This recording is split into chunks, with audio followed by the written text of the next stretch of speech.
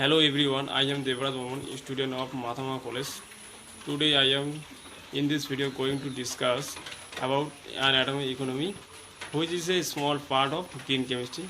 Let's start.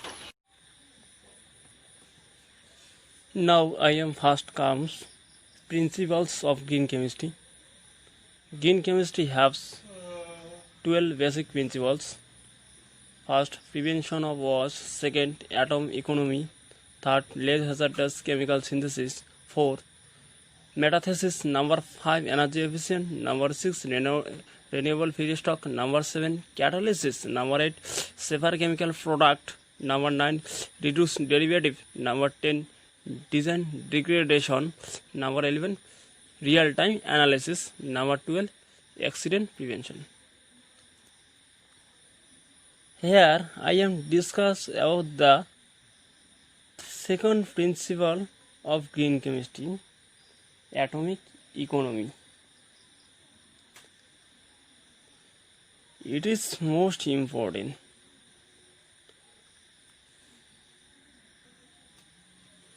So here I am describe what is mean by atomic economy and calculation atomic economy for a reaction.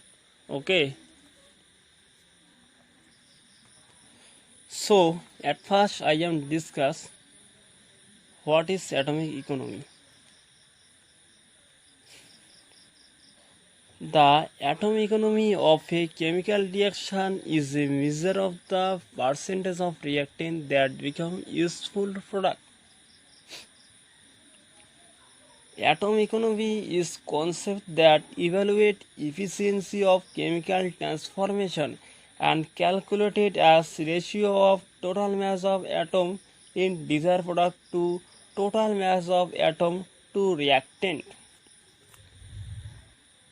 So, percent of atomic economy can be written as percent of atomic economy equals to number of atom in product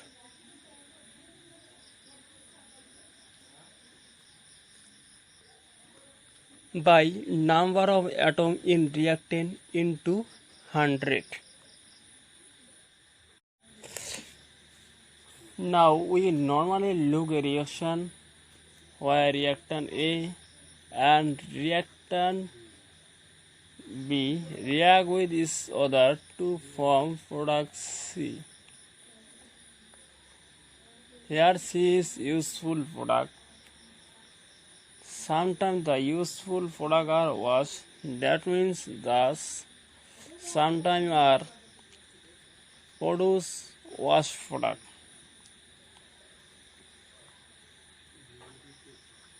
Waste product. Inefficient wasteful process have low atom economies. Efficient wasteful process have high atom economies and are important for sustainable development as they use fewer natural resources and create less waste. Now to carry out an atomic economy calculation, we look first reaction,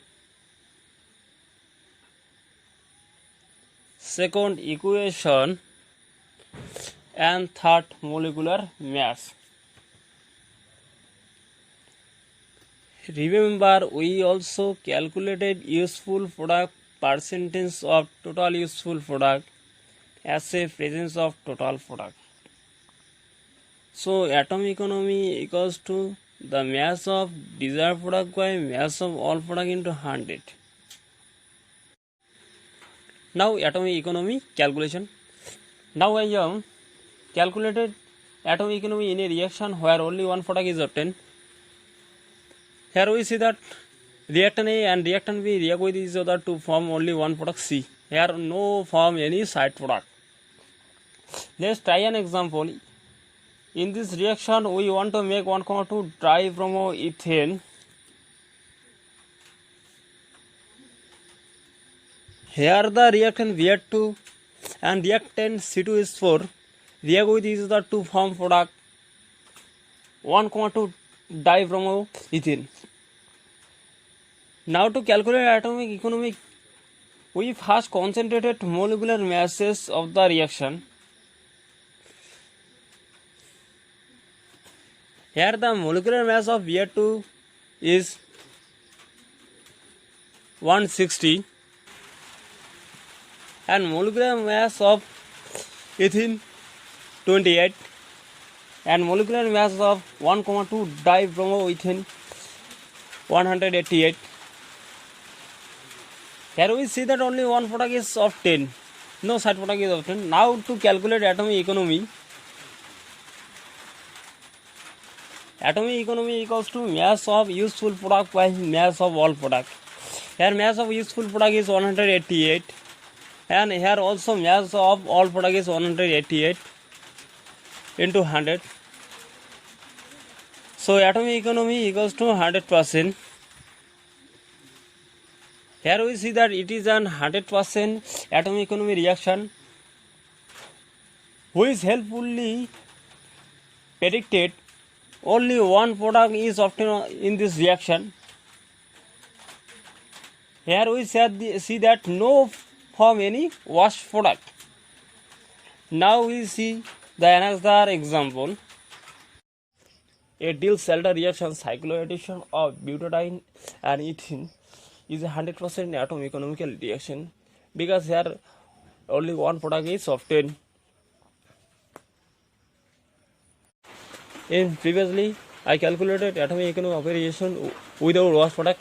Now I am calculating atomic economy of a reaction with waste product.